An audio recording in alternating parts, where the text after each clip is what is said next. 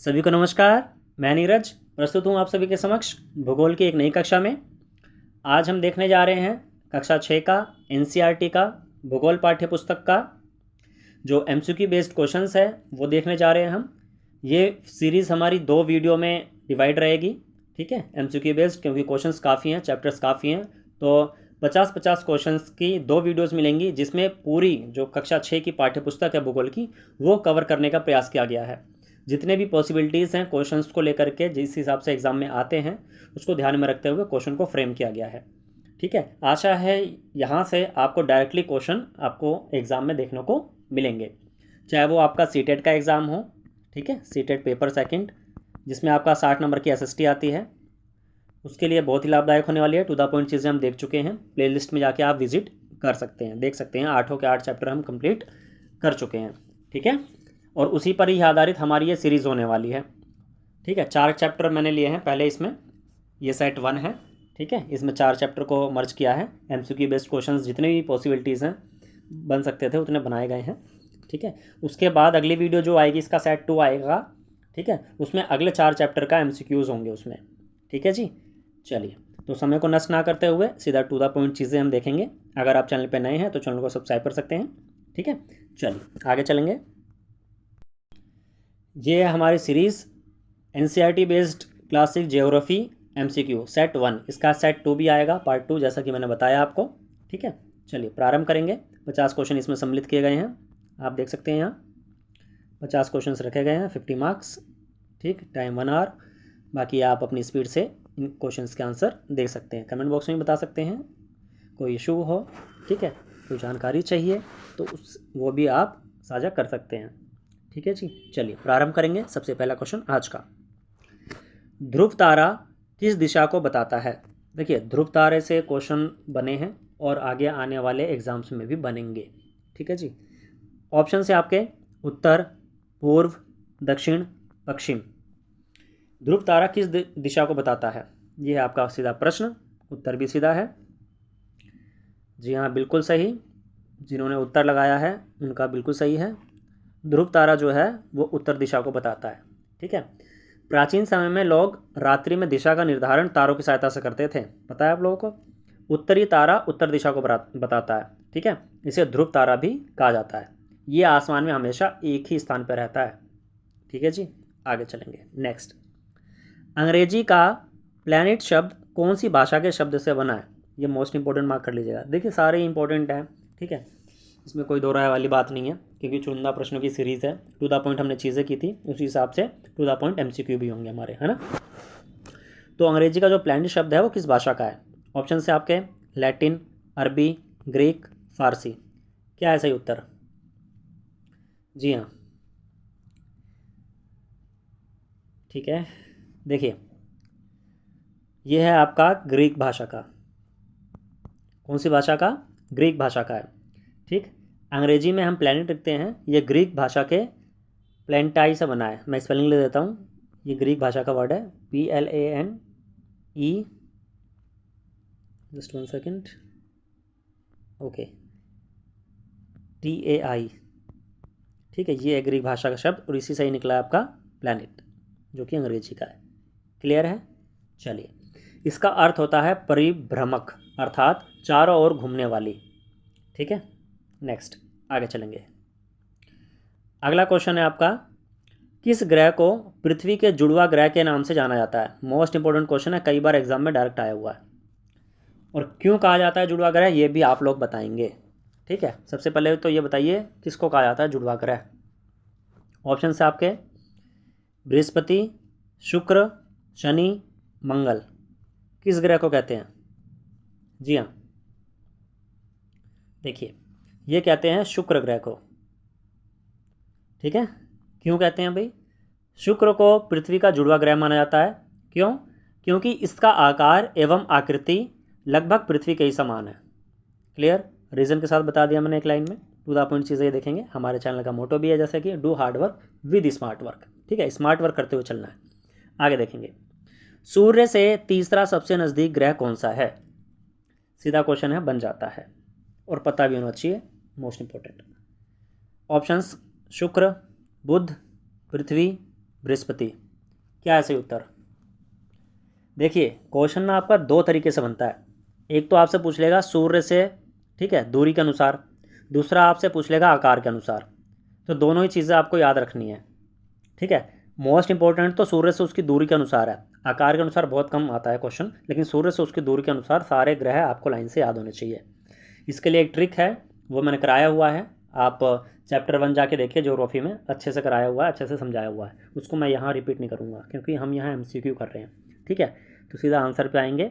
इसका जो सही उत्तर है वो होने वाला है आपका पृथ्वी। क्या है? पृथ्वी, ठीक है। सबसे पहले क्या आता है? मरकरी, ठीक है, फिर वीनस, फिर अर्थ, फिर Mars, Jupiter, Saturn, Uranus, Neptune. सारे लाइन से बता दिए। आप सोच रहे होंगे कैसे लाइन से बता दिए भाई? ट्रिक लगाई हुई है, आप जाके देखिए वीडियो, वहाँ पे आपको मिल जाएगी, ठीक है जी। अगर मैं आकार के अनुसार बात करूँ कि पृथ्वी आकार के अनुसार कौन से नंबर पे आती है, तो वो आती है 5वें नंबर पर।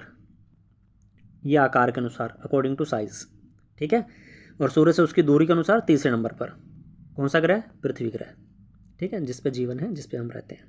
आगे चलेंगे, नेक्स्ट, जस्ट 1 सेकेंड। ओके, अगला क्वेश्चन है आपका, सभी ग्रह सूर्य के चारों ओर किस प्रकार के पथ पर चक्कर लगाते हैं? इंपॉर्टेंट है, मार्क कर लीजिएगा। ऑप्शन है आपके दीर्घ वृत्ताकार, वृत्तीय पथ पर, आयताकार पथ पर, उपरोक्त सभी। देखिए आप दो ऑप्शन तो एलिमिनेट कर देंगे भाई, आयताकार पथ पर तो नहीं लगाते, ठीक है, ये दो ऑप्शन तो अपने आप ही एलिमिनेट कर देंगे आप लोग, है ना।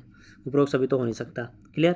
बच्चे दो ऑप्शन, इसमें कन्फ्यूज़न होगी, लेकिन जिसने पढ़ा हुआ है, वीडियो अच्छे से देखी हुई है कंटेंट की, जो कि प्लेलिस्ट में अवेलेबल है, तो वो डायरेक्टली इसका आंसर लगा देंगे। आप दीर्घ वृत्ताकार और वृत्तीय पथ पर, इन दो में कन्फ्यूज़ हो रहे होंगे। इसका राइट उत्तर है फर्स्ट, दीर्घ वृत्ताकार, ठीक है। इंग्लिश में इसको एपिलेथिकल करके कुछ बोलते हैं, वो आप देख लीजिएगा, विजिट कर लीजिएगा एक बार, ठीक है। और बाकी कमेंट बॉक्स में बताना चाहें तो वहाँ भी आप बता सकते हैं, ठीक। तो ये शब्द याद रखना है आपको, दीर्घ वृत्ताकार, ठीक है। सभी ग्रह सूर्य के चारों ओर इसी पथ पर चक्कर लगाते हैं, ठीक है जी। नेक्स्ट, अगला क्वेश्चन है, क्षुद्र ग्रह किन कक्षाओं के बीच पाए जाते हैं? मोस्ट इंपॉर्टेंट अगेन, जो क्षुद्र ग्रह होते हैं वो किन कक्षाओं के बीच पाए जाते हैं? सबसे पहले पता होना चाहिए क्षुद्र ग्रह क्या है, ठीक है। इसके लिए आपको वीडियो ज़रूर देखनी चाहिए, ठीक। फिर भी मैं बता देता हूँ तारों, ग्रहों एवं उपग्रहों के अतिरिक्त असंख्य छोटे पिंड भी सूर्य के चारों ओर चक्कर लगाते हैं। इन पिंडों को क्षुद्र ग्रह कहते हैं, ठीक है। और यही क्वेश्चन है आपका कि ये किसके किसके बीच पाए जाते हैं, ठीक है। ऑप्शन है आपका, पहला ऑप्शन पृथ्वी और बृहस्पति, पृथ्वी और मंगल, मंगल और बृहस्पति, शुक्र और बुध। किन दो ग्रहों के बीच क्षुद्र ग्रह पाए जाते हैं? जी हाँ, इसका सही उत्तर हो जाएगा आपका मंगल और बृहस्पति, ठीक है। ये राइट उत्तर है, याद रखिएगा, मोस्ट इंपॉर्टेंट है, ठीक। अच्छा, वैज्ञानिकों के अनुसार जो क्षुद्र ग्रह हैं वो ग्रहों के ही भाग होते हैं, जो कि बहुत वर्ष पहले विस्फोट के बाद ग्रहों से टूटकर अलग हो गए थे, ठीक है जी। ये छोटा सा फैक्ट याद रखिएगा। नेक्स्ट, अगला क्वेश्चन, अगला क्वेश्चन है आपका, ज्योग्राफी एक अंग्रेजी शब्द है, यह किस भाषा से लिया गया है? ऑप्शन से आपके अरबी, ग्रीक, फारसी, पुर्तगाली। क्या है सही उत्तर?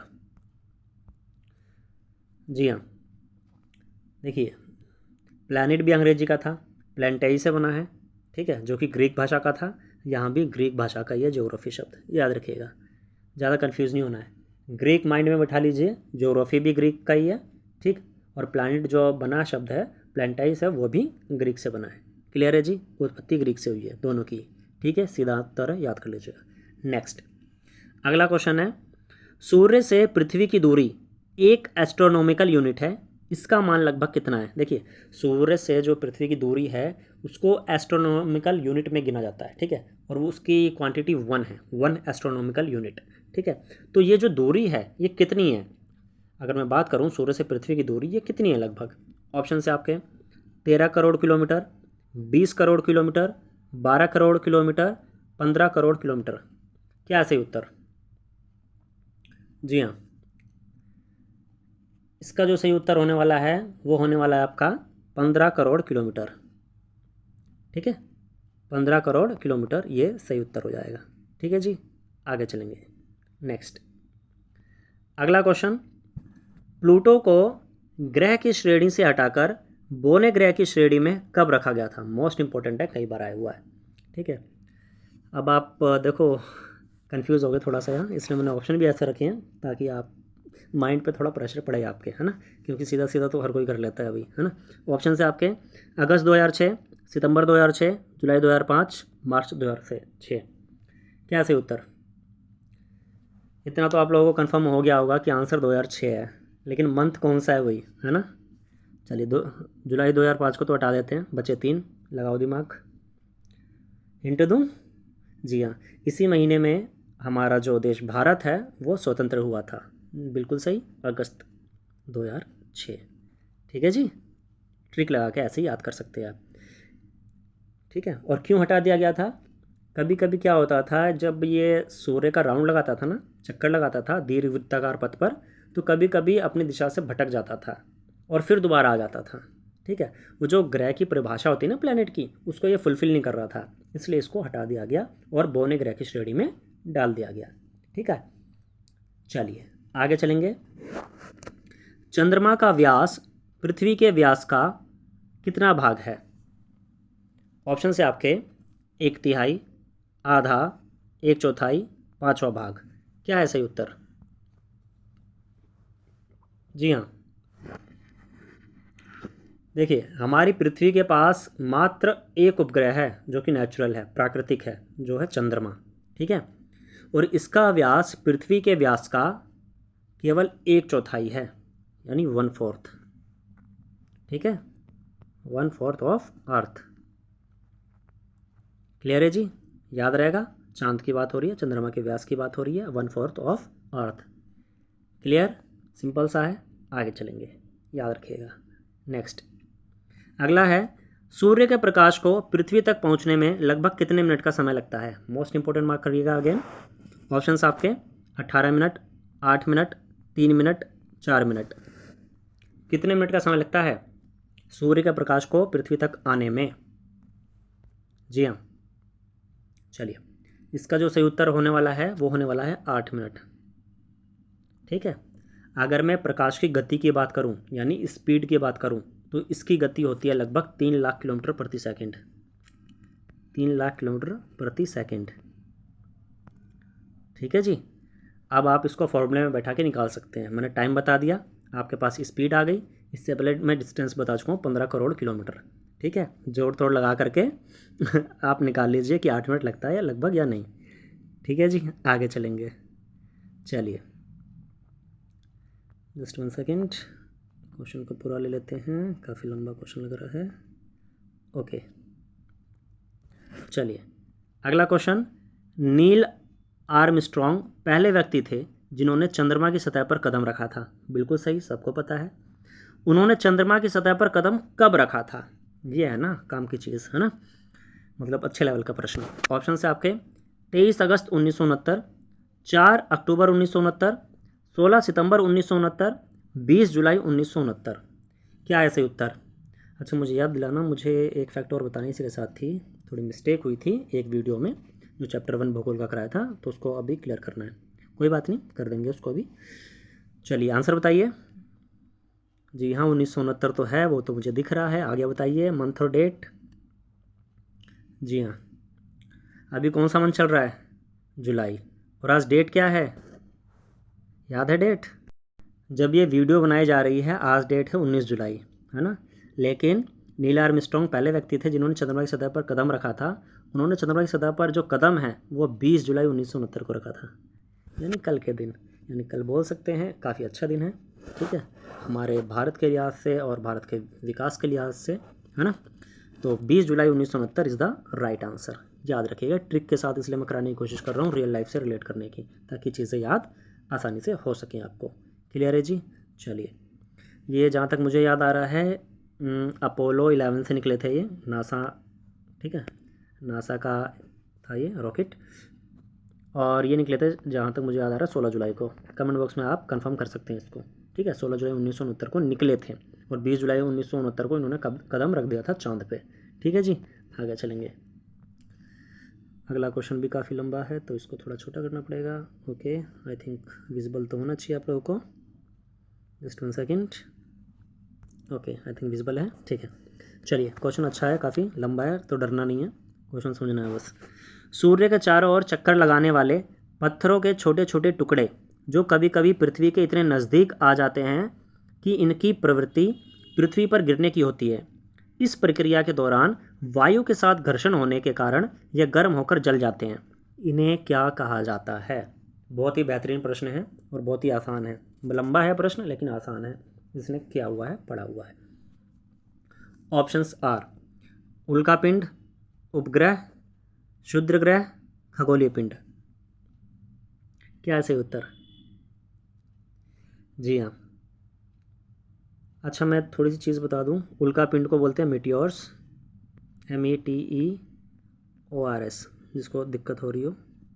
और क्षुद्र ग्रह को बोलते हैं एस्टेरॉइड्स, ASTEROIDS। स्पेस नहीं है भाई, देख लेना, ठीक। खगोलीय पिंड आपको पता है, ल्यूमिनस ऑब्जेक्ट्स। और उपग्रह आपको पता है सैटेलाइट, ठीक है। क्या आंसर? जी हाँ, इसका उत्तर जो है वो होने वाला है उल्कापिंड, ठीक है। कमेंट बॉक्स में बताना जो उल्कापिंड है, ठीक है, वो जो जल जाते हैं वो किस लेयर में, अर्थ की किस लेयर में आकर के जल जाते हैं, ठीक है, ये बताना। किए हुए है ना, मंडल परिमंडल, ठीक है। वीडियोस में जाके देख लेना आप, प्लेलिस्ट में। चलिए आगे देखेंगे अगला क्वेश्चन। इसको बड़ा कर लिया जाए थोड़ा सा अब, क्योंकि लंबा क्वेश्चन हट गया है। नेक्स्ट, पृथ्वी किस दिशा में घूमती है?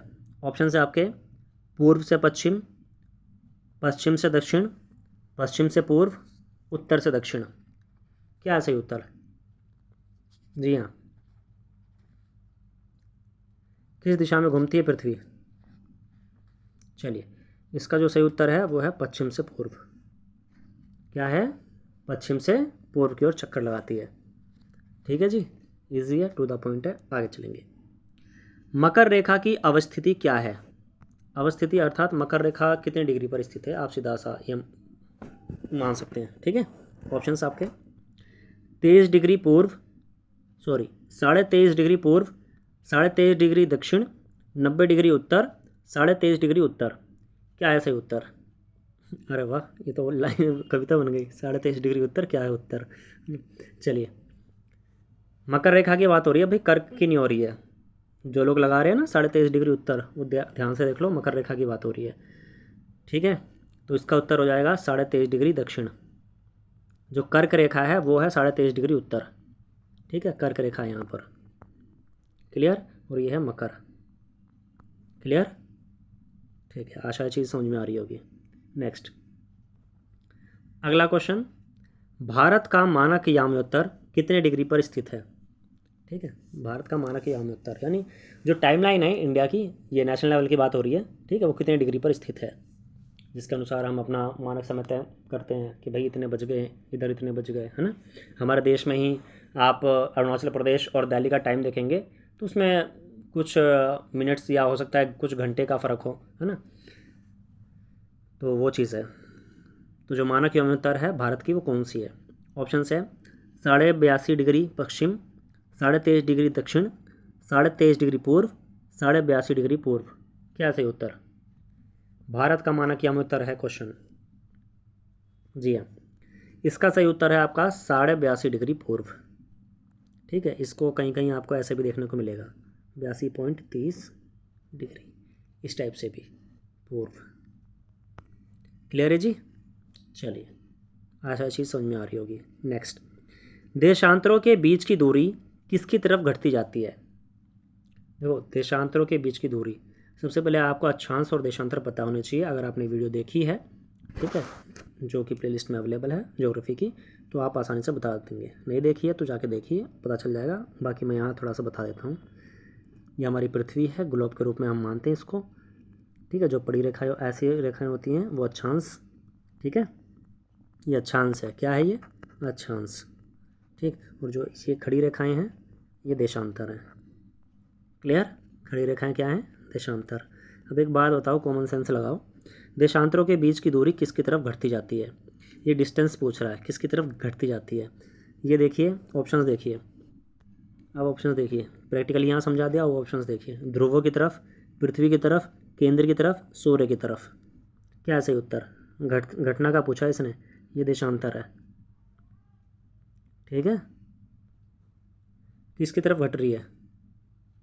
जी हाँ, ध्रुवों की तरफ घट रही है। यहाँ आप देखोगे, ये देखो, ये है ध्रुव पॉइंट। ठीक है, ये उत्तरी ध्रुव है, ये दक्षिणी ध्रुव है। क्लियर है? समझ में आ रहा है कैसे घट रही है? ठीक, चलिए, ऐसा चीज़ समझ में आ रही होगी। नेक्स्ट, अगला क्वेश्चन। अगला क्वेश्चन है आपका, प्रमुख याम्योत्तर अर्थात प्राइम मेरिडियन का मान क्या है? अब देखिए, प्रमुख याम्योत्तर पूछ लिया इसने, प्राइम मेरिडियन। ठीक है, इसका मान क्या है? ऑप्शन है आपके 90 डिग्री, 60 डिग्री, 0 डिग्री, 45 डिग्री। क्या सही उत्तर? प्राइम मेरिडियन, जी हाँ, ये 0 डिग्री पर है। ठीक है, किस पर है?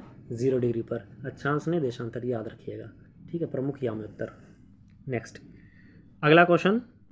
अगला क्वेश्चन है आपका, शीत कटिबंध किसके समीप पाया जाता है? शीत कटिबंध किसके समीप पाया जाता है? अगर आपने ताप कटिबंध, पृथ्वी का ताप कटिबंध जो कि मुख्य रूप से 3 हैं, उष्ण कटिबंध, शीतोष्ण कटिबंध और शीत कटिबंध, ठीक है, अच्छे से पढ़ा है, मैंने पढ़ाया हुआ है, वीडियो देखिए, तो आप इसका आंसर सरलता से दे देंगे। ठीक है, चलिए, ऑप्शन से आपके भूमध्य रेखा के, ध्रुवों के, कर्क रेखा के, मकर रेखा के। शीत कटिबंध किसके समीप पाया जाता है? जी हाँ, बिल्कुल सही, इसका उत्तर होगा ध्रुवों के। ठीक है, दोबारा से समझाऊंगा, ये ग्लोब है। ठीक है, ये आपका उत्तरी ध्रुव है, ये दक्षिणी ध्रुव है। ठीक है, और शीत कटिबंध यही है आपका, सबसे ऊपर शीत कटिबंधी होता है। ठीक है, बीच में होती है आपकी भूमध्य रेखा। ठीक है, और यहाँ होती है आपकी कर्क रेखा, यहाँ होती है आपकी मकर रेखा। ठीक है, ये 23.5 डिग्री उत्तर है, 23.5 डिग्री ये दक्षिण है। क्लियर है? चलिए, अब बताइए, शीत कटिबंध किसके समीप है? ये शीत है, ये शीत है, ये उत्तरी शीत कटिबंध है, ये दक्षिणी शीत कटिबंध है। तो किसके समीप ज़्यादा हुआ? ध्रुवों के हुआ ना, पोल्स के ज़्यादा नज़दीक हुआ ना, सिंपल सा क्वेश्चन। नेक्स्ट, आगे देखेंगे, देशांतर रेखाओं की कुल संख्या क्या है? ऑप्शन से आपके 181, 90, 180, 360। क्या सही उत्तर? देशांतर, अक्षांश नहीं पूछिए, याद रखना, देशांतर पूछिए। कुछ लोग लगा देंगे भैया 181, 180, है ना, इसी भी कंफ्यूज हो रहे होंगे, 180 होंगे, 181 होंगे। चलिए, दोनों में बता देता हूँ। देखिए, ग्लोब है, ग्लोब से सारे क्वेश्चन बन रहे हैं ये। ठीक है, ये अक्षांश रेखा जा रही हैं। सबसे पहले अक्षांश समझा दूँ मैं आपको। ये 23.5 डिग्री आती है आपकी कर्क। ठीक है, 23.5 डिग्री आती है आपकी मकर। ये उत्तर रहता है या दक्षिण रहता है, बस ये इतना फ़र्क रहता है। ये 66.5 डिग्री आता है उत्तरी शीतोष्ण कटिबंध, और ये 66.5 डिग्री आता है दक्षिणी शीतोष्ण कटिबंध, और 90 डिग्री आ जाता है इधर शीत कटिबंध, दक्षिणी शीत कटिबंध, और यहाँ पर आ जाता है उत्तरी शीत कटिबंध 90 डिग्री। ठीक, अब कॉमन सी बात लगाइए, 90 लाइनें तो आपकी ये इधर हो गई, डिग्री यानी लाइनें, लाइनें जा रही हैं, 90 लाइन इधर हो गई, 90 लाइनें इधर हो गई। ठीक है, लेकिन ये ध्यान रखिएगा, इस लाइन को छोड़ करके, मैं अक्षांश रेखाओं की बात कर रहा हूँ अभी। ठीक है, ध्यान में रखिएगा, इस लाइन को छोड़ करके 90 ऊपर हो गई, 90 नीचे हो गई, कितनी हो गई? 180। ठीक, +1 ये भूमध्य रेखा को भी तो जोड़ेंगे ना, ये भी एक अक्षांश रेखा है, तो टोटल कितनी हो गई? 181। क्या? अक्षांश रेखाएं। ये मैंने समझाया आपको अक्षांश रेखाओं का। ठीक, प्रैक्टिकली समझाना इसलिए ज़रूरी है ताकि माइंड में बैठ जाए और आप आगे इन फ्यूचर ना भूलें। अब बात आती है देशांतर की। देशांतर रेखाओं को समझिए। ठीक है, ये देशांतर रेखाएं जा रही हैं। ठीक है, जो सेंटर पॉइंट है ये, ठीक, ये 180 होता है। ठीक है, यहाँ पर 180। ठीक है, अब यहाँ 180 होता है तो इधर 180 जाएगा इधर। ठीक है, तो डबल हो जाएगा, तो इसका पूरा डबल हो जाता है ये 360। ठीक है, इसके साथ ही एक चीज़ और मैं बता दूं आपको। ठीक है, अगर मैं बात करूं 180 डिग्री पूर्व, ठीक है, और 180 डिग्री पश्चिम, या मैं उत्तर की बात कर रहा हूँ मैं, देशांतर की। ठीक, ये दोनों ही लाइनें एक ही रेखा पे स्थित हैं। ठीक है, और इसका मान है 0 डिग्री देशांतर। ठीक, इतना याद रखिएगा। क्लियर? बाकी ज़्यादा इसमें डीप में जाने की ज़रूरत नहीं है, आपको अक्षांश और देशांतर रेखाओं की संख्या पता होनी चाहिए। कुल मिलाकर बात ये है। ठीक है जी, जितना हमारे एग्जाम के पॉइंट ऑफ व्यू से इंपॉर्टेंट है उतना ही हमें करना है। ठीक, तो यहाँ पे देशांतरों की कुल संख्या क्या है, ये क्वेश्चन हमारा, तो उत्तर क्या हो जाएगा सीधा सा 360। समझ में आ रही है चीज़ें? क्लियर है? आशा है समझ में आ रही होंगी। आगे चलेंगे। दक्षिणी ध्रुव वृत्त किस गोलार्ध में स्थित है? सिंपल सा क्वेश्चन। ठीक है, इससे सिंपल आज का कोई क्वेश्चन नहीं हो सकता। ऑप्शंस, दक्षिणी गोलार्ध में, पूर्वी गोलार्ध में, उत्तरी गोलार्ध में, पश्चिमी गोलार्ध में, क्या है सही उत्तर? दक्षिणी ध्रुव वृत्त, मैं अभी 2-3 बार समझाया मैंने। ठीक है, उत्तरी वृत्त भी समझाया है, उत्तरी ध्रुव वृत्त और दक्षिणी ध्रुव वृत्त भी समझाया मैंने। सिंपल सा है, दक्षिणी गोलार्ध में।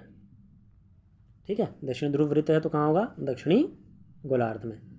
ठीक है जी, आगे चलेंगे। नेक्स्ट, जस्ट 1 सेकेंड, ऑप्शन बढ़िया इसके थोड़ा सा। नेक्स्ट, अगला क्वेश्चन है, ग्रिड किसका जाल है? ठीक है, ग्रिड, आपने ग्रिड देखा भी होगा, पढ़ा भी होगा। ग्रिड क्या होता है? ठीक है, नॉर्मली जो लाइन्स है ग्रिड में क्या होती हैं? ग्रिड एक वो भी आता है, आप कैमरा ओपन करेंगे ना उसमें भी ग्रिड बना होता है। तो ग्रिड क्या होता है? खड़ी रेखाएं रहती हैं और कुछ पड़ी रेखाएं रहती हैं, ये बन गया ग्रिड। समझ रहे हैं? इस चीज़ को माइंड में रखिए और क्वेश्चन देखिए अब क्या पूछ रहा है।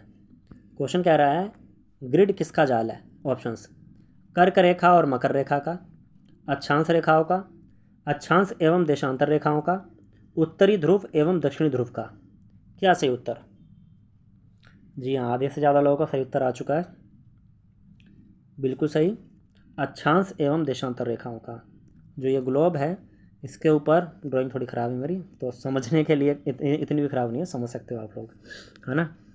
देखिए, ये जो अक्षांश रेखाएं जा रही हैं आपकी और ये जो देशांतर रेखाएं जा रही हैं, ये क्या बना रही हैं? ग्रिड ही तो बना रही है ना, ये ग्रिड बन गया ना ये।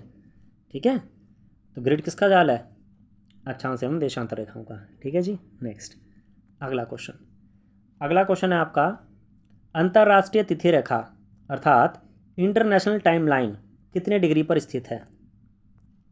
ठीक है, अब देखो, अभी आपने भारत का प्रमुख मानक यहाँ उत्तर किया जो कि 82.5 डिग्री पूर्व है।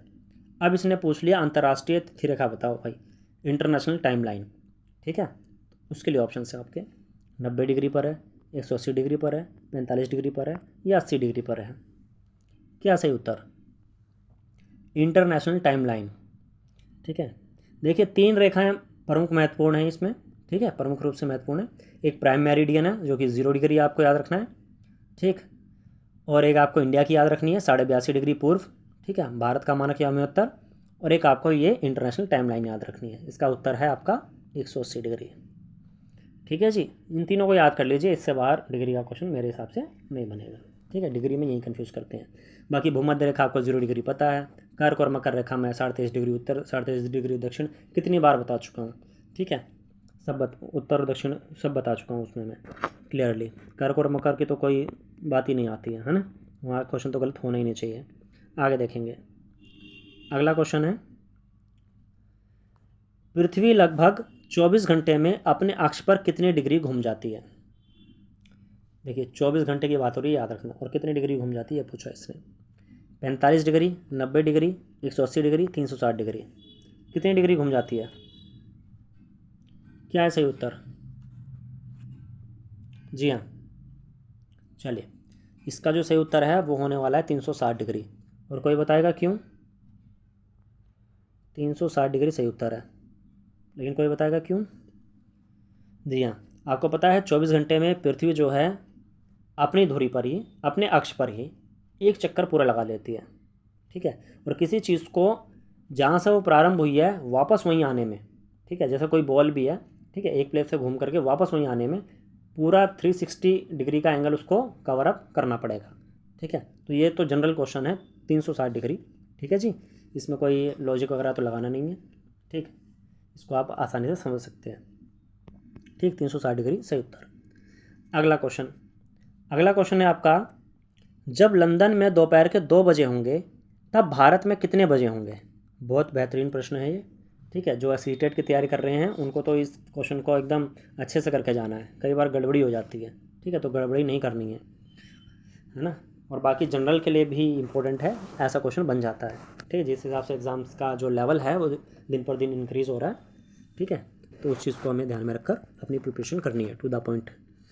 ठीक है जी, चलिए ऑप्शन है आपके शाम के 7:30, शाम के 5:30, सुबह के 7:30, सुबह के 5:30। क्या है सही उत्तर? दोपहर के 2 बजे हैं लंदन में। भारत में कितने बजे होंगे? इसको मैं अभी अच्छे से समझा भी दूंगा आपको। ठीक है जी, चलिए पहले इसका सही उत्तर देख लेते हैं। इसका सही उत्तर है आपका शाम के 7:30। देखिए जो ग्रीनिच लाइन जा रही है ना हमारी, ठीक है, वहाँ से हमारा समय 5.5 घंटे आगे रहता है। ठीक है, और ग्रीनिच का मेन सेंटर ही है लंदन। अगर वहाँ 2 बज रहे हैं तो इंडिया में 7:30 बजेंगे, यानी 5.5 घंटे आगे। ठीक है, कभी कभार आप देखते भी होंगे फर्स्ट करके लिखाता है और 5:30 ऐसे बना होगा। ठीक है, आप अपना वो निकालिए, क्या नाम है, कैलेंडर और टाइम। ठीक है, तो टाइम में ऐसा लिखा होगा, ये इंडिया का है। ठीक है, इस टाइप से आता है लिखा हुआ, तो 5.5 घंटे आगे रहता है वहाँ से टाइम। क्यों रहता है इसका कारण मैं ऑलरेडी बता चुका हूँ, आप जाके देखिए चैप्टर 2 में है शायद, ये जहाँ तक मुझे याद आ रहा है चैप्टर 2 में बहुत ही बेहतरीन तरीके से, अच्छे तरीके से मैंने एक्सप्लेन किया हुआ है। यहाँ उस चीज़ को एक्सप्लेन करना मुझे वाजिब नहीं लगता है। ठीक है, तो वहाँ जाके देखेंगे तो ज़्यादा बेटर रहेगा, क्योंकि यहाँ टू द पॉइंट चीज़ें चल रही हैं MCQ क्वेश्चंस की। ठीक है, वहाँ अच्छे से एक्सप्लेन किया हुआ, वहाँ जाके आप समझ सकते हैं। Chapter 2 geography class 6। आगे चलेंगे, अगला क्वेश्चन है, पृथ्वी के 24 समय क्षेत्रों में से प्रत्येक समय क्षेत्र कितने डिग्री देशांतर तक के क्षेत्र को घेरता है? ऑप्शन से आपके 5 डिग्री, 15 डिग्री, 1 डिग्री, 0 डिग्री। क्या है सही उत्तर? चलिए फिर भी इससे रिलेटेड मैं एक चीज़ बता दूं आपको। हमारी अर्थ को ना, आपको पता है हमारी पृथ्वी को 24 घंटे लगते हैं अपने अक्ष पर एक घूमने में। ठीक है, तो पृथ्वी को 1-1 घंटे वाले 24 समय क्षेत्रों में बांटा गया है। कितने समय क्षेत्र? 24 समय क्षेत्रों में। ये चीज़ इसने क्वेश्चन में खुद बता दी है ना। लेकिन अब ये पूछ रहा है प्रत्येक समय क्षेत्र कितने डिग्री देशांतर तक के क्षेत्र को घेरता है। ठीक है, तो इसका जो सही उत्तर है वो है 15 डिग्री। ये भी ध्यान रखना, इसने देशांतर का पूछा है। ठीक है, प्रत्येक समय क्षेत्र कितने डिग्री देशांतर को घेरता है, तो 15 डिग्री इसका सही उत्तर होगा। क्लियर है जी? चलिए आगे चलेंगे, अगला क्वेश्चन, पृथ्वी की सूर्य के चारों ओर की गति को क्या कहते हैं? देखो पृथ्वी की मेनली 2 गतियाँ होती हैं, एक अपने अक्ष पर घूमना और एक सूर्य के चारों ओर घूमना। ठीक है, तो इसने सूर्य के चारों ओर की गति को पूछा है। ऑप्शन से आपके घूर्णन, परिक्रमण, झुकाव, प्रदीप्ति वृत्त। क्या है सही उत्तर? देखिए 2 चीज़ें होती हैं। ठीक है, एक घूर्णन होता है आपका, ठीक है, और एक परिक्रमण। यही दोनों इंपॉर्टेंट है मेन आपके। ठीक, घूर्णन की अगर मैं बात करूं तो घूर्णन को बोलते हैं रोटेशन। क्या बोलते हैं? रोटेशन। ठीक है, चलिए अगर मैं परिक्रमण की बात करूं तो इसको बोलते हैं रिवॉल्यूशन। ठीक है, इंग्लिश वाले जो इंग्लिश में करते हैं भाई वो देख लेना अपना वर्ड। ठीक, और इसका जो सही उत्तर है वो होने वाला है परिक्रमण, अर्थात रिवॉल्यूशन। ठीक है, इंग्लिश में लिखते ही वो समझ गए होंगे इसका आंसर क्या है। ठीक, और अपने धुरी पर अगर घूम रही है, अपने अक्ष पर घूम रही है, तो उसका उत्तर क्या होगा? रोटेशन, अर्थात घूर्णन। ठीक है, कई बार क्या होता है जो क्वेश्चन है वो हिंदी में ही आता है, या फिर कई बार होता है क्वेश्चन इंग्लिश में ही आता है। तो ये जो शब्द हैं इस टाइप के वो आपको हिंदी और इंग्लिश दोनों में पता होना चाहिए। ठीक है, कहाँ पर किस टाइम आपको नीड पड़ जाए कुछ नहीं पता होता है। ठीक है, तो दोनों में आपको याद रखना है। आगे चलेंगे, अगला क्वेश्चन है आपका, जस्ट 1 सेकेंड। ओके, अगला क्वेश्चन है आपका, सूर्य की सीधी किरणें भूमध्य रेखा पर किस दिन पड़ती है? देखिए इसका भी ट्रिक मैंने बहुत बेहतरीन तरीके से कराया हुआ है। किस दिन जो सूर्य की किरणें हैं भूमध्य रेखा पर पड़ेगी, किस दिन कर्क रेखा पर, किस दिन मकर रेखा पर। ठीक है, अगर आपने वीडियो नहीं देखी है तो प्लेलिस्ट में जाके विजिट कीजिए, चैप्टर नंबर 3 है। ठीक है, वहाँ आपको अच्छे से दिख जाएगा पृथ्वी की गतियाँ में। ठीक है, अच्छे से एक्सप्लेन किया हुआ है। फिलहाल यहाँ पर ऑप्शन है आपके 22 अप्रैल, 22 दिसंबर, 21 जून, 21 मार्च। क्या है सही उत्तर? भूमध्य रेखा की बात हो रही है, भूमध्य रेखा पर सीधी जी हाँ, चलिए इसका जो सही उत्तर है वो होने वाला है आपका 21 मार्च। ठीक है, यहाँ पर मैं बताता चलूँ 2 दिन, ठीक है, एक तो 21 मार्च प्लस यहाँ पर प्लस कर लीजिए 23 सितंबर, 23 25 बन गया भाई, ये तो कोई बात नहीं 23 बना देते हैं, 23 सितंबर। ये 2 दिन होते हैं जिस दिन सूरज की जो किरणें हैं वो भूमध्य रेखा पर बिल्कुल सीधी पड़ती हैं। क्लियर, याद रहेगा। इन डेट्स को कैसे याद रखना है ये मैंने वीडियो में ट्रिक के माध्यम से अच्छे से बताया हुआ है। चैप्टर नंबर 3 क्लास 6 NCERT भूगोल। ठीक है, जाके विजिट कीजिए और वहाँ आपको देखने को मिल जाएगा। ठीक है, कर्क रेखा का ही बताया हुआ और मकर का ही बताया हुआ कैसे याद रखना है। ठीक है, उस चीज़ की चर्चा यहाँ पे नहीं की जाएगी, वो आपको वहीं देखना पड़ेगा क्योंकि यहाँ पर समय का अभाव है। टू द पॉइंट चीज़ें हम देखेंगे यहाँ पर। ठीक है जी, 21 मार्च सही उत्तर है। चलिए आगे चलूँगा, आगे देखेंगे गर्मी में क्रिसमस का पर्व कहाँ मनाया जाता है।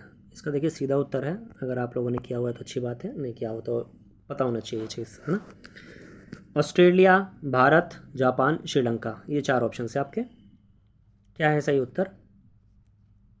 जी हाँ, चलिए इसका जो सही उत्तर है वो होने वाला है आपका ऑस्ट्रेलिया। ठीक है जी, ऑस्ट्रेलिया में गर्मी में क्रिसमस का पर्व मनाया जाता है। ठीक है, क्यों मनाया जाता है कमेंट बॉक्स में ज़रूर बताइएगा। ठीक है, और इसका रीज़न मैं ऑलरेडी बता चुका हूँ वीडियो में, वो आप देख सकते हैं जा करके। नेक्स्ट, ऋतुओं में परिवर्तन पृथ्वी की किस गति के कारण होता है। मोस्ट इंपॉर्टेंट, मार्क कर लीजिएगा। कभी कभार एग्जामिनर को क्वेश्चन घुमाना होता है ना, वो ऐसे ही घुमाता है। ठीक है, वो सीधा नहीं पूछेगा, वो यही ऐसे ही घुमाएगा क्वेश्चन। ऑप्शन है झुकाव, घूर्णन, परिक्रमण, प्रदीप्ति वृत्त। क्या है सही उत्तर? ऋतुओं में परिवर्तन यानी कि सर्दी, गर्मी, बरसात, बसंत, ये सब जब मौसम आते हैं तो पृथ्वी की कौन सी गति के कारण आते हैं, है ना। अब एक बात बताइए, क्या ये सब ऋतुएं आपको एक ही दिन में देखने को मिल जाती हैं? सिंपल सा कॉमन सा क्वेश्चन है, क्या ये सब ऋतुएं आपको एक ही दिन में देखने को मिल जाती है? नहीं पॉसिबल है। सर्दी भी, गर्मी भी, बरसात भी, है ना, और बसंत भी एक दिन में नहीं पॉसिबल है ना, बिल्कुल। तो एक दिन की गति क्या होती है, दैनिक गति क्या होती है पृथ्वी की, घूर्णन होती है। ठीक है, दैनिक गति की बात कर रहा हूँ अभी मैं, ये आंसर नहीं है, ध्यान रखिएगा, मेरी आवाज़ को ध्यान से सुनिएगा। ये घूर्णन है, ठीक है, दैनिक गति, तो ये तो नहीं हो सकता। ठीक है, एक दिन में तो चारों चीज़ें नहीं हो सकती ना, तो क्या बचा आपका, परिक्रमण। ठीक है, सूर्य के चारों ओर चक्कर लगाना, है ना। क्लियर है, रिवोल्यूशन, समझ गए। यही है उत्तर आपका, ऋतु में परिवर्तन परिक्रमण के कारण होता है। ठीक है जी, इजी है, टू द पॉइंट है। आगे चलेंगे, अगला क्वेश्चन है आपका, एक लीप वर्ष में दिनों की संख्या कितनी होती है। लीप वर्ष क्या होता है सबसे पहले ये बताइए। फरवरी जिस माह में या जिस वर्ष में कहें, जिस वर्ष में फरवरी जो है 29 दिन की हो जाती है, ठीक है, फरवरी, वो लीप वर्ष होता है, यानी एक दिन बढ़ जाता है। नॉर्मली कितने दिन होते हैं एक साल में, नॉर्मली, जी हाँ बिल्कुल सही, 365। तो जब फरवरी का एक दिन बढ़ जाएगा तो कितने हो जाएंगे, 366। तो इसका सही उत्तर क्या होगा, 366। ये तो मैंने ही बता दिया डायरेक्ट आपको, है ना, सोचने का मौका नहीं दिया आप लोगों को। कोई बात नहीं, आगे सोच लेना आप अगले क्वेश्चन में। ठीक है जी, इसका सही उत्तर है आपका, एक लीप वर्ष में दिनों की संख्या होगी 366, 366। नेक्स्ट, 21 जून को सूर्य की किरणें किस रेखा पर सीधी पड़ती हैं। देखिए रेखा वाला क्वेश्चन आपको एग्जाम में ज़रूर देखने को मिलेगा कहीं ना कहीं। ठीक है, ट्रिक के माध्यम से बड़े अच्छे से ये एक्सप्लेन किया हुआ है। अगर आपने वीडियो नहीं देखी है तो ज़रूर जाके देखिए, प्लेलिस्ट में अवेलेबल है, चैप्टर नंबर 3 क्लास 6 NCERT भूगोल। आगे देखेंगे, ऑप्शन से आपके विषुवत वृत्त, भूमध्य रेखा, मकर रेखा, कर्क रेखा। 21 जून की बात हो रही है, किस रेखा पर सूर्य की किरणें सीधी पड़ती हैं। यहाँ कॉमन सेंस भी लगाओगे तो आप आंसर कर दोगे। जी हाँ, विषुवत वृत्त और भूमध्य रेखा तो एक ही बात है। ठीक है, ये दोनों तो एलिमिनेट हो गए पहले ऑप्शन। ठीक है, कॉमन सेंस। अब बचा आपके पास कर्क रेखा और मकर रेखा। जी हाँ, इसका सही उत्तर हो जाएगा आपका कर्क रेखा। 21 जून को सूर्य की किरणें कर्क रेखा पर बिल्कुल सीधी पड़ती हैं, याद रखिएगा। और मैं बात करूं अगर मकर रेखा की, तो मकर रेखा पर पड़ती हैं कब, जी हाँ 22 दिसंबर को। मुझे कैसे याद है, ट्रिक के माध्यम से याद है भाई, ट्रिक के लिए आपको वीडियो देखनी पड़ेगी। ठीक है, कंटेंट वाली। आगे चलेंगे, अगला क्वेश्चन है आपका पृथ्वी का अपने अक्ष पर घूमना क्या कहलाता है। क्या है सही उत्तर, ऑप्शन से आपके घूर्णन, दीर्घ वृत्ताकार पथ, परिक्रमण, झुकाव। ये मैं कितनी बार अभी पीछे बता के आ रहा हूँ आप लोगों को, है ना, पता होना चाहिए। अपने ही अक्ष पर घूम रही है, क्या होगा सही उत्तर? जी हाँ, चलिए इसका जो सही उत्तर है वो हो जाएगा आपका घूर्णन। ठीक है, अपने अक्ष पर घूम रही है ना, तो क्या कहलाएगा? रोटेशन। सिंपल है। चलिए आगे चलेंगे। पृथ्वी का अक्ष एक काल्पनिक रेखा है, बिल्कुल सही, हमें पता है, कोई मतलब वास्तविक रेखा कोई नहीं खींची हुई है, काल्पनिक है और हमने माना है। पृथ्वी का अक्ष एक काल्पनिक रेखा है जो इसके कक्षीय सतह से डैश डिग्री का, क्वेश्चन पूरा नहीं आया ना, डैश डिग्री का कोण बनाती है। कितने डिग्री का कोण बनाती है? देखिए कोण पूछा है, ठीक है, कई लोग यहाँ पे कंफ्यूज होंगे, मुझे पक्का पता है। देखिए एक होता है क्वेश्चन कि पृथ्वी अपने अक्ष पर कितने डिग्री झुकी हुई है, और एक क्वेश्चन होता है अपने कक्षीय सतह से वो कितनी डिग्री का कोण बनाती है। दोनों चीज़ें अलग हैं, ध्यान रखिएगा। मैं पहले बता दूं गलती करने से पहले ही, क्योंकि वो ऑप्शन भी मैंने इसमें डाला हुआ है जो आप गलती करने वाले हो, है ना। चलिए फिलहाल ऑप्शन से आपके 23.5 डिग्री, 90 डिग्री, 66.5 डिग्री, 60 डिग्री। क्या है सही उत्तर? कक्षीय सतह से कितने डिग्री का कोण बनाती है पृथ्वी? जी हाँ, चलिए इसका जो सही उत्तर है वो है 66.5 डिग्री। जिन्होंने सही उत्तर दिया है भाई ज़ोरदार तालियां उनके लिए, बहुत बेहतरीन। ठीक है, लेकिन जिन्होंने 23.5 डिग्री लगा दिया है तो मैं उनको बता दूं 23.5 डिग्री वो झुकी है। ठीक है, अपने अक्ष पर 23.5 डिग्री झुकी है। अगर झुकी कितनी डिग्री है ये क्वेश्चन पूछे तो 23.5 डिग्री। कितनी डिग्री का कोण बनाती है पृथ्वी अपने अक्ष पर? ठीक है, कोण का क्वेश्चन आ जाए तो 66.5 डिग्री। क्लियर है जी? दोनों चीज़ें मैंने अच्छे से बता दी हैं, आशा चीज़ें समझ में आ रही होंगी। ठीक है, फिर भी आपके जो सुझाव हैं वो कमेंट बॉक्स में सदैव आमंत्रित हैं। नेक्स्ट आगे देखेंगे। अगला क्वेश्चन है, ग्लोब पर वह वृत्त जो दिन तथा रात को विभाजित करता है उसे क्या कहते हैं? जी हाँ, ये अच्छा क्वेश्चन आया है ना, दिन और रात, ठीक है, को विभाजित करता है। मान लीजिए आपको पता है 23.5 डिग्री झुकी हुई है पृथ्वी, एग्जाम्पल के हिसाब से बता दूं, पहले ऑप्शन दे दूं मैं, है ना। चलिए, आर्कटिक वृत्त, प्रदीप्ति वृत्त, विषुवत वृत्त, दक्षिणी वृत्त। आप लोग सोचिए, तब तक मैं थोड़ी चीज़ बता दूं। देखिए ये है, यहाँ मान लीजिए सन है आपका, ठीक, ये लाइट्स आ रही हैं सन की, क्लियर है जी। अब एक बात बताइए, यहाँ सामने, ठीक है, जहाँ जहाँ सूर्य की रोशनी पड़ेगी वहाँ क्या होगा? दिन होगा। ठीक है, यानी इस पार्ट में क्या होगा? डे होगा। ठीक है, और ये तो पार्ट पीछे रह गया, है ना, तो यहाँ क्या होगा? नाइट होगा।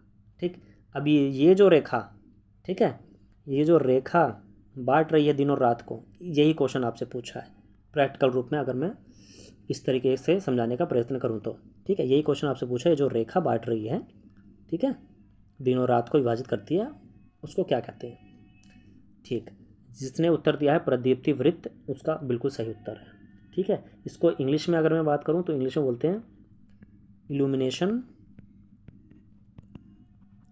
ये ए है भाई, ठीक है, इल्यूमिनेशन ये यू है, सर्कल CIRCLE, क्लियर, प्रदीप्ति वृत्त अर्थात इल्यूमिनेशन सर्कल। क्लियर है, याद रहेगा, इंपॉर्टेंट है, याद रख लीजिएगा। नेक्स्ट आगे चलेंगे, जस्ट 1 सेकेंड। ओके, जब पूरी पृथ्वी पर दिन और रात बराबर होते हैं तो पृथ्वी की इस अवस्था को क्या कहा जाता है? क्या कहते हैं? दिन और रात बराबर है, ठीक है, दिन और रात बराबर है। ऑप्शंस, पृथ्वी दिन यानी अर्थ डे, विषुवत वृत्त अर्थात इक्वेटर, आर्कटिक वृत्त अर्थात आर्टिक सर्कल, विषुव अर्थात इक्विनॉक्स। क्या सही उत्तर? पूरी पृथ्वी पर दिन और रात बराबर है। जी हाँ, चलिए इसका जो सही उत्तर है वो होने वाला है आपका विषुव अर्थात इक्विनॉक्स। ठीक है, थोड़ी सी चीज़ मैं यहाँ पे बता दूँ आपको। 21 मार्च व 23 सितंबर को सूर्य की किरणें विषुवत वृत्त पर सीधी पड़ती हैं। इस अवस्था में कोई भी ध्रुव सूर्य की ओर नहीं झुका होता है, इसलिए पूरी पृथ्वी पर रात एवं दिन बराबर होते हैं। इसे ही विषुव अर्थात इक्विनॉक्स कहा जाता है। ठीक है, इस अवस्था को पूछा है ना, तो इक्विनॉक्स। क्लियर है जी? चलिए, आशा चीज़ें समझ में आ रही होंगी। नेक्स्ट, सूर्य की किरणें मकर रेखा पर किस दिन सीधी पड़ती हैं? देखिए मकर रेखा वाला क्वेश्चन आ गया है। किस दिन पड़ती है मकर रेखा पर? पीछे भी अभी मैं बता के आया हूँ, दूसरे क्वेश्चन को एक्सप्लेन कर रहा था लेकिन मैंने मकर रेखा का ही बता दिया था कि किस दिन पड़ती है। ऑप्शंस 22 दिसंबर, 21 मार्च, 21 जून, 23 सितंबर। क्या सही उत्तर? जी हाँ, चलिए इसका जो सही उत्तर है वो होने वाला है आपका 22 दिसंबर। क्या है? 22 दिसंबर। ठीक है, कैसे याद है, कैसे होगा याद? ये इतनी सारी रेखाएं हैं, इतनी सारी डेट्स हैं। आप वीडियो देखिए, चैप्टर नंबर 3 क्लास 6 भूगोल NCERT, अच्छे से समझ में आ जाएगा। अच्छी ट्रिक के माध्यम से समझाया गया है, ईजी ट्रिक के माध्यम से ईजिली समझ में आ जाएगा और आप कहीं भूल नहीं पाएंगे उस चीज़ को। ठीक है, तो ज़रूर जाके देखिएगा उसको। नेक्स्ट आगे देखेंगे, रुक जाइए इसको ऊपर कर लेते हैं थोड़ा सा। ओके, चलिए अगला क्वेश्चन, किस ऋतु में दिन छोटे होते हैं? ये सिंपल सा क्वेश्चन है ये। ठीक है, प्रैक्टिकली अगर रियल लाइफ में भी आप लगाएंगे, इस उदाहरण को देखेंगे तो समझ में आ जाएगा आसानी से। ग्रीष्म ऋतु, बसंत ऋतु, शीत ऋतु, वर्षा ऋतु। दिन छोटे होते हैं कौन सी ऋतु में? जी हाँ, इसका तो डायरेक्ट आंसर हो जाएगा, बिल्कुल सही, शीत ऋतु में। ठीक है जी, शीत ऋतु में जो दिन हैं वो छोटे होते हैं, है ना। सुबह कब होती है, शाम कब हो जाती है, दोपहर कब आती है, रात कब हो जाती है, पता नहीं चलता, है ना। तो दिन छोटे होते हैं उस टाइम, इसलिए पता नहीं चलता है। ठीक है जी, सिंपल है। आगे चलेंगे, अगला क्वेश्चन, वृक्षों के वितरण को दिखाने वाले मानचित्र कौन सा है? दिखाने वाला होगा इधर, कोई बात नहीं, एरर है हल्का, ह्यूमन एरर, कोई बात नहीं, चलता है, हो जाता है। ठीक है, तो मेन आपको क्वेश्चन पे ध्यान देना है, वृक्षों का जो वितरण है, ठीक है, उसको मुझे दर्शाना है, तो मैं कौन से प्रकार के मानचित्र का प्रयोग करूँगा? ऑप्शन है आपके पास, भौतिक मानचित्र, थीमेटिक मानचित्र, राजनीतिक मानचित्र, सामाजिक मानचित्र। क्या है सही उत्तर? जी हाँ, चलिए देखिए, इसका जो सही उत्तर है ना वो आपका हो जाएगा थीमेटिक मानचित्र। कुछ लोग भौतिक मानचित्र लगा रहे होंगे, ठीक है, तो मैं बताता चलूँ उन लोगों को जो भौतिक मानचित्र लगा रहे हैं वो भौतिक मानचित्र नहीं होगा। ठीक है, भौतिक मानचित्र में आप पर्वत पठार तो दिखाते हैं, मैदान, नदी, महासागर भी दिखाते हैं, ठीक है, लेकिन अगर मैं पर्टिकुलर चीज़ों की बात करूँ, ठीक है, जैसे कि सड़क मानचित्र हो गया, वर्षा का मानचित्र हो गया, है ना, वन का मानचित्र हो गया, उद्योगों का मानचित्र हो गया, ठीक है, इन सब का अगर वितरण आप दर्शाएंगे ना अलग से, पर्टिकुलर चीज़ होगी ना, विशिष्ट, है ना, विशेष जानकारियाँ, तो ये थीमेटिक मानचित्र में आएगा। ठीक है जी, भौतिक मानचित्र में आपके पर्वत, पठार, मैदान, नदी और महासागर ये सब आएंगे। क्लियर? लेकिन इसमें भी आप विशेष चीज़ों में आ जाएंगे, जैसे वन में आ जाएंगे, जंगल हो गया आपका, उद्योग हो गया, ठीक है, सड़क मानचित्र हो गया, वर्षा मानचित्र हो गया, ये विशिष्ट हो गया। ठीक है, तो जहाँ विशिष्ट हो जाता है वहाँ थीमेटिक हो जाता है। क्लियर है जी? आशा है चीज़ें समझ में आ रही होंगी। आगे चलेंगे, अगला क्वेश्चन है आपका, नीला रंग का इस्तेमाल किसे दिखाने में किया जाता है? देखिए मानचित्र सही है ये भी, ठीक है, मानचित्र में आप नीले रंग का प्रयोग करते हैं तो किसको दर्शाने के लिए करते हैं? ऑप्शंस, आसमान, पर्वत, पठार, जलाशय। पर्वत पठार तो हर कोई हटा देगा, पता है मुझे, कन्फ्यूज़न आसमान और जलाशय में। कुछ लोग कंफर्म होंगे जिन्होंने पढ़ा है वो लगा देंगे फटाक से आंसर। जी हाँ, बिल्कुल सही, इसका जो उत्तर है वो होगा आपका जलाशय। ठीक है, कहीं भी आप देखेंगे अगर आप महासागर को दिखाना है या नदियों को दिखाना है, ठीक है, तो मैप में नीले रंग का प्रयोग किया जाता है। ठीक है, अगर आप भौतिक मानचित्र आपने ख़रीदा होगा कभी, ठीक है, तो उसमें अगर कलर्ड वाला ख़रीदा होगा, ठीक, क्योंकि ब्लैक एंड वाइट में वो नहीं दिखेगा, कलर वाला ख़रीदा होगा तो उसमें आप देखेंगे अरब सागर, है ना, हिंद महासागर, बंगाली खाड़ी, ये सब ब्लू में दिखाई जाती है ना, नीले कलर में। ठीक है जी, तो नीले रंग का इस्तेमाल जलाशयों को दिखाने में किया जाता है। जलाशय में सब आ गया, नदी आ गई आपकी, सागर आ गए, ठीक, महासागर आ गए, नहरें आ गई, सब आ गए। ठीक है जी, आगे चलेंगे, अगला क्वेश्चन आपका, दिक् सूचक का उपयोग किसके लिए किया जाता है? ऑप्शन हैं आपके, मुख्य दिशा का पता लगाने के लिए, दूरी मापने के लिए, प्रतीकों को दिखाने के लिए, हवा का स्तर जानने के लिए। क्या होता है दिक्सूचक? जी हाँ, इसका इंग्लिश वर्जन आप लोग बताएंगे मुझे कमेंट बॉक्स में, जो कि आपके बिल्कुल बंद से हो गए हैं, बिल्कुल कमेंट नहीं आते हैं, है ना, सब आता है आप लोगों को, है ना। चलिए, क्या है सही उत्तर इसका? बहरहाल चलिए, इसका जो सही उत्तर है वो है मुख्य दिशा का पता लगाने के लिए। ठीक है, आपने देखा होगा एक डायरेक्शन मीटर बोलते हैं शायद इसको, ठीक है, डायरेक्शन मीटर टाइप। ये हमेशा उत्तर और दक्षिण दिशा दिखाएगा, नॉर्थ एंड साउथ, ठीक है। यहाँ पे ईस्ट रहेगा आपका, यहाँ पे वेस्ट, ठीक है। लेकिन जो इसकी सुई है ना, कांटे वाली सुई, वो ऐसे रहेगी हमेशा, ठीक है। हमेशा नॉर्थ और साउथ दिशा दर्शाती है ये दिक्सूचक, ठीक है। मीटर होता है या मशीन होता है, ठीक है, इस हिसाब से आप कह सकते हैं। इसका इंग्लिश वर्ड ज़रूर बताना मुझे कमेंट बॉक्स में, ठीक है। चलिए आगे चलेंगे। तो मुख्य दिशा का पता लगाने के लिए दिक्सूचक का उपयोग किया जाता है। आगे चलेंगे। पैमाना किस लिए आवश्यक है? पैमाना किस लिए आवश्यक है भाई? ऑप्शंस, रेखाचित्र के लिए, प्रतीकों के लिए, मानचित्र के लिए, दिक्सूचक के लिए। क्या सही उत्तर? पैमाना। पैमाना होता क्या है पहले ये बताओ आप लोग, समझ रहे हो पैमाने से मतलब? पैमाने का मतलब समझ रहे हो? जी हाँ। चलिए भाई, पैमाना जो है वो स्थल पर वास्तविक दूरी तथा मानचित्र पर दिखाई गई दूरी के बीच का एक अनुपात होता है, ठीक है। फॉर एग्जांपल अगर मैं उदाहरण दूं, मान लीजिए आपके विद्यालय एवं आपके घर के बीच की दूरी 10 किलोमीटर है, जिसे मानचित्र पर आपने 2 सेंटीमीटर की दूरी से व्यक्त कर दिया। इसका मतलब क्या हुआ? इसका मतलब ये हुआ कि मानचित्र का 1 सेंटीमीटर का जो स्थल है, ठीक है, मानचित्र का जो 1 सेंटीमीटर है वो स्थल के 5 किलोमीटर के बराबर हो गया, ठीक है। ये हो गया पैमाना, ठीक है।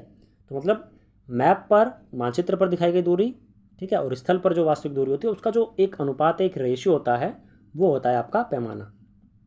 आंसर भी आप लोगों को मिलेगा, ठीक है। पैमाना किस लिए आवश्यक है? मानचित्र के लिए, मोस्ट इंपॉर्टेंट है, ठीक है। अगर कोई मानचित्र है जिसमें पैमाने का इस्तेमाल नहीं किया गया तो वो मानचित्र की कैटेगरी में ही नहीं आता है, वो उसको आप खाका बोल लीजिए जो रफली बनाया जाता है, ऐसा ही, ठीक है, जिसमें पैमाने का प्रयोग नहीं किया जाता है। क्लियर है? आगे चलेंगे। तो यहाँ पर मानचित्र के लिए पैमाना आवश्यक है। नेक्स्ट, अगला क्वेश्चन देखेंगे। एक सेकेंड, क्वेश्चन लंबा है, थोड़ा सा बड़ा कर लेते हैं इसको। ओके, शायद अब अच्छे से दिख रहा है, बिल्कुल सही। देखिए, पृथ्वी की सतह या इसके एक भाग का पैमाने के माध्यम से चपटी सतह पर खींचा गया चित्र क्या कहलाता है? अब देखिए किसका प्रयोग कर रहा है ये? पैमाने का प्रयोग कर रहा है, ठीक है। और जहाँ पैमाने का प्रयोग किया जाए वहाँ क्या हो जाएगा? बिल्कुल सही उत्तर मानचित्र हो जाएगा, ठीक है। क्या हो जाएगा? मानचित्र। खाका तो वहीं होता है रफली, रेखाचित्र भी एक तरीके का वही टाइप होता है। पैमाने का तो आप प्रयोग कर ही रहे हैं, तो पैमाना पैमाना कैसा हो सकता है, ठीक है। तो वे गाना हो गया, पैमाना पैमाना, गाना सुना है ना, शायद अमिताभ बच्चन है उस मूवी में। चलिए बहरहाल सीधा अपनी सीरीज़ पे ध्यान देंगे हम। पर्वतों, पठारों, मैदानों, नदियों, महासागरों इत्यादि को दर्शाने वाले मानचित्र को क्या कहते हैं? अभी मैं पीछे बता के आया हूँ, ये सारी चीज़ें बता के आया हूँ मैं अभी, लाइन से बताइए ये सारी चीज़ें। ऑप्शन है थीमेटिक मानचित्र, राजनीतिक मानचित्र, रेखाचित्र, उच्चावच मानचित्र। क्या है उत्तर? थीमेटिक में एक ही मात्रा आएगी, ह्यूमन एरर, कोई नहीं। चलिए, क्या सही उत्तर? पर्वत, पठार, मैदान, नदी, महासागर, ये सब दर्शाने आपको। जी हाँ, इसका सही उत्तर होगा आपका उच्चावच मानचित्र। क्या होगा? उच्चावच।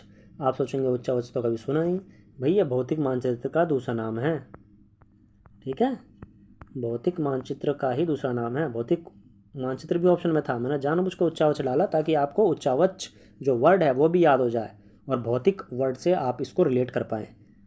हाँ, हो सकता है एग्जामिनर आपके दिमाग से खेलने की कोशिश करे, वो भौतिक ना दे करके उच्चावच दे दे, ठीक है। तो ध्यान रखना है, उच्चावच मानचित्र भी भौतिक मानचित्र ही है, इसी का दूसरा नाम है ये, ठीक है जी। आगे चलेंगे। नेक्स्ट, मुख्य रूप से मानचित्र के कितने घटक हैं? ठीक है, मानचित्र के घटक कितने, सीधा सा क्वेश्चन पूछा है आपसे इन्होंने। 3, 4, 2, 5। क्या है सही उत्तर? जी हाँ, चलिए देखिए, इसका जो सही उत्तर है वो है आपका 3 सही उत्तर है आपका, ठीक है जी। कितने घटक है? 3। कौन कौन से 3? कमेंट बॉक्स में बताना, पिटाई भी होगी आप लोगों की। चलिए मजाक था भाई। देखो, एक होगा दूरी, देखो भाई पढ़ोगे अपने लिए, नहीं पढ़ोगे अपने लिए, मेरे लिए नहीं, ठीक है जी। दूरी, दिशा, तीसरा है प्रतीक। इसको ऐसे लाइन से याद रखना है, दूरी, दिशा, प्रतीक। दूरी, दिशा, प्रतीक, 1-2 बार बोलोगे लाइन से याद हो जाएगा, ठीक है। यह मानचित्र के 3 प्रमुख घटक हैं। कई बार एग्जाम में डायरेक्टली क्वेश्चन पूछ लिया जाता है, या ऐसे पूछ लेगा, निम्न में से मानचित्र का कौन सा घटक नहीं है, ठीक है, 3 ये दे देगा, एक कोई और ऑप्शन दे देगा, पैमाना दे देगा। ठीक है, तो आप सोचेंगे भाई नीरज सर ने तो पैमाना ही बताया था मानचित्र में, पैमाना घटक होगा तो लगा दो भाई, है ना, पैमाना भी हो गया, तो दूरी को निकाल दोगे, भाई दूरी नहीं बताई सर ने, है ना। तो ध्यान रखना, वीडियो कंटेंट वाली ज़रूर देखना है। एमसीक्यू देख रहे हो अच्छी बात है, लेकिन कंटेंट वाली वीडियो ज़रूर देखना, क्योंकि सारी चीज़ों को यहाँ एमसीक्यू की वीडियो में एक्सप्लेन करना पॉसिबल नहीं है। ठीक है, समय का अभाव है, चीज़ें और भी ज़्यादा एक्सप्लेन करनी होती हैं। ठीक है, इसलिए कंटेंट में जो है वो अच्छे से एक्सप्लेन किया हुआ है मैंने, तो वो ज़रूर देखना जा करके आप। ठीक है जी, चलिए आगे चलेंगे। अगला क्वेश्चन है आपका, जब बड़े क्षेत्र, देखो जब और बड़े दोनों एक में ही मिक्स हो गया, ये कोई बात नहीं, आप अलग कर लेना। जब बड़े क्षेत्रफल वाले भागों जैसे महाद्वीपों या देशों को कागज़ पर दिखाना होता है, तब हम किस पैमाने का उपयोग करते हैं? ऑप्शन से आपका बड़े पैमाने का, मध्यम पैमाने का, छोटे पैमाने का, उच्च पैमाने का। क्या सही उत्तर? देखिए, जब कभी ऐसे क्वेश्चन में आप फंस जाए ना, यहाँ पता है मुझे आप छोटे और बड़े पैमाने में कंफ्यूज हो रहे होंगे, है ना। चलिए फिलहाल मैं आपकी जो असमंजस है वो तोड़ता हूँ। इसका सही उत्तर है छोटे पैमाने का। ठीक है, और इसको ट्रिक बताता हूँ कैसे याद रखना है। ठीक, छोटी सी है इसलिए यहाँ बता दे रहा हूँ। देखिए, जब भी आपसे पूछे ठीक कि आपको बड़े क्षेत्रफल वाले भागों को कागज़ पर दर्शाना है, किसको दर्शाना है? बड़े क्षेत्रफल को, तो इसका अपोजिट आ जाओ, छोटे पैमाने का यूज़ करोगे आप। फॉर एग्जांपल, मानचित्र पर 5 सेंटीमीटर स्थल के 500 किलोमीटर को दिखा देगा। मान लीजिए स्थल पर 500 किलोमीटर का डिस्टेंस है स्थल पर, तो मानचित्र पर आपने दिखा दिया 5 सेंटीमीटर। समझे? ये हुआ छोटे पैमाने वाला मानचित्र। ठीक, अब इसका अपोजिट आ जाइए। जब आपसे कहे कि भाई आपको छोटे क्षेत्रफल वाले भाग जैसे आपके गांव या शहर को कागज़ पर दिखाना है, तब आप क्या करोगे? आप बड़े पैमाने का मानचित्र का, बड़े पैमाने का उपयोग करोगे। कैसे? स्थल पर है आपका 500 मीटर, 500 मीटर कितना हुआ? आधा किलोमीटर, 1 किलोमीटर भी नहीं है, 500 मीटर हुआ, और मानचित्र पे आपने दिखाया इसको 5 सेंटीमीटर। समझ रहे हैं? इतना सा अंतर है। ठीक, आशा चीज़ समझ में आ गई होगी। नहीं समझ में आई हो, एक्सप्लेनेशन वीडियो ज़रूर देखिएगा, प्लेलिस्ट में अवेलेबल है। आगे चलेंगे।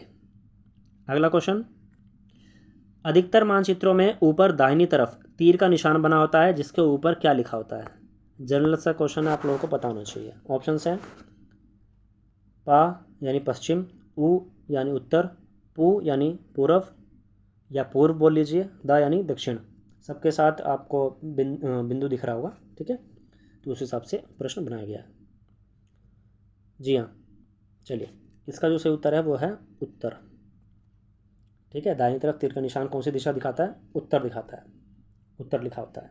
क्लियर है जी? चलिए, आशा चीज़ें समझ में आ रही होंगी। नेक्स्ट अगला क्वेश्चन है, यह एक यंत्र है जिसकी सहायता से मुख्य दिशाओं का पता लगाया जाता है। ये तो रिपीटेड क्वेश्चन है, लैंग्वेज घुमाई हुई है ना, देख लीजिए उसी हिसाब से बनाया हुआ है। ठीक है, तो ऐसे ही घुमा फिरा के क्वेश्चन आपसे पूछे जाएंगे, तो कन्फ्यूज़ नहीं होना है आपको। ठीक है, आपने पढ़ा हुआ है तो अलर्ट रहना है एग्ज़ाम में। ठीक है, तो कोई क्वेश्चन आपका गलत नहीं होगा, खासकर तो यहाँ से जीके से, अगर आप इन वीडियोज़ को अच्छे से देख जाते हैं। ऑप्शन से आपके उच्चावच, पैमाना, प्रधान दिग्बिंदु, दिक्सूचक। दिग्बिंदु में दा पे छोटी की मात्रा आएगी, गलत है, मिसप्रिंट, कोई बात नहीं। चलिए, इसका उत्तर दिक्सूचक है ना, लगा ही दिया होगा आप लोगों ने। चलिए, प्रधान दिग्बिंदु क्या होते हैं? प्रधान दिग्बिंदु का शायद इसमें क्वेश्चन नहीं बना है, 50वां क्वेश्चन आ गया, मैं बताता हूँ।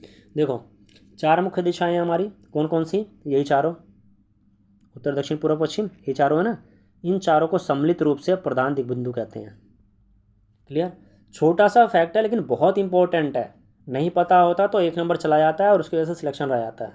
तो छोटी छोटी चीज़ों को आपको अपने जो बेस है, जो आधार है, वो मजबूत करना है।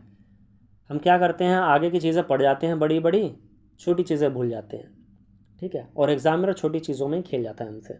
ठीक है, तो उन चीज़ों पे आपको पकड़ बनानी है। छोटी चीज़ों को आपको पहले अपना बेस अच्छे से मजबूत करना है, उसके बाद ही आगे का आप ट्राई कीजिए करने का, पढ़ने का। ठीक है जी, तो ज़्यादा बेटर रहेगा आपके लिए भी, है ना, और आपके आने वाले डिफरेंट एग्ज़ाम्स के लिए भी। आगे चलेंगे। अगला क्वेश्चन है आपका, रूढ़ प्रतीक क्या है? ऑप्शंस, मानचित्रों की एक विश्वव्यापी भाषा, स्मृति चिन्ह, पैमाना, प्रशस्ति। क्या है? जी हाँ, रूढ़ प्रतीक पूछ रहा है ये। देखो, मानचित्रों की एक विश्वव्यापी भाषा होती है जिसे सभी सरलता से समझ सकते हैं। इन प्रतीकों के उपयोग के संबंध में एक अंतर्राष्ट्रीय सहमति है, ठीक है, और इन्हीं को ही रूढ़ प्रतीक कहते हैं। क्लियर है जी, समझ में आया? जैसे अगर मैं एग्जांपल दूं, ठीक है, अगर आपको सड़कें दिखानी है, ठीक है, ये रूढ़ प्रतीक है ये भी। अगर आपको सड़कें दिखानी है तो आप कैसे दिखाओगे? ठीक, पक्की सड़क के लिए ऐसे दिखाओगे, ठीक, और कच्ची सड़क के लिए ऐसे ऐसे दिखाओगे, ऐसे ऐसे। समझ में आ रहा है? ठीक है। अगर आपको नदी दिखानी है तो आप कैसे दिखाओगे? आप ऐसे दिखाओगे, ठीक है, यहाँ ब्लू कलर रहेगा। क्लियर?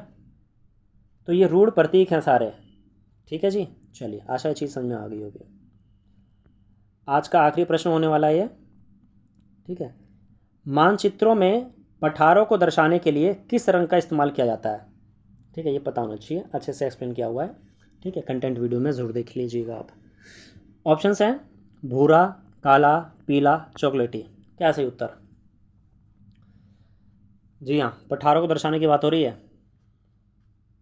चलिए, इसका जो सही उत्तर है वो है पीला। क्या है? पीला। पीला रंग इस्तेमाल होता है पठारों के लिए। दोनों पापा से चालू हैं, तो पापा मत करना ठीक है, पठारों और पीला करना, ठीक है। चलिए, और नीला रंग बता चुका हूँ जलाशय के लिए, और भूरा रंग होता है आपका पर्वतों के लिए, ठीक है जी। जो मेन कलर था बता दिया मैंने। चलिए, ये था आपका पार्ट 1, 50 क्वेश्चन, ठीक है, ये हमारे कंप्लीट हुए हैं। सेट 1 है ये, एनसीईआरटी बेस्ड क्लास 6 का ज्योग्राफी एमसीक्यू बेस्ड। काफ़ी डिमांड थी इसकी तो इसे लाया गया है, क्योंकि देखिए कंटेंट, जैसे कि मैं खुद ही कहता हूँ कि कंटेंट हम लोग बहुत पढ़ते हैं, जब तक उसका रिवीजन नहीं होता है तब तक बात बनती नहीं है। तो रिवीजन के लिए एमसीक्यू क्वेश्चंस आपको लगाने ही लगाने हैं, ठीक है। चाहे कहीं से भी लगाइए आप, मैं ये नहीं कह रहा आप मेरे ही चैनल से लगाइए, कहीं से भी लगाइए, ठीक है। आप अपनी तैयारी को जारी रखिए और एमसीक्यू बेस्ड जितने से ज़्यादा क्वेश्चन हो सके उतने सॉल्व कीजिए। क्यों? क्योंकि जब आप एमसीक्यू बेस्ड क्वेश्चंस करते हैं ना, वहाँ पे जो गलतियाँ होती हैं, वहाँ जो गलतियाँ हो गई ना, वो गलती आपकी दोबारा भविष्य में नहीं होगी, इसकी गारंटी तो मैं देता हूँ आपको, ठीक है। अगर आप एक बार एमसीक्यू में उस क्वेश्चन को गलत करने के बाद भी दोबारा गलती कर रहे हैं, इसका मतलब ये है कि आप पढ़ाई के प्रति सीरियस नहीं हैं, ठीक है। ये चीज़ ध्यान रखिएगा। अगर आप सीरियस हैं तो एक बार जो गलती होगी वो कभी नहीं होगी, भविष्य में तो कभी नहीं होगी, ठीक है जी। चलिए, तो ये सेट 1 था, इसी का सेट 2 आएगा। आखिरी के जो 4 चैप्टर्स रह गए हैं उसके भी एमसीक्यू बेस्ड ऐसे ही क्वेश्चंस आएंगे, ठीक है। तो चलिए, अगर आप चैनल पे नए हैं तो चैनल को सब्सक्राइब कर सकते हैं। वीडियो अच्छी लगी हो तो साथियों के साथ शेयर और लाइक करना बिल्कुल ना भूलें। धन्यवाद।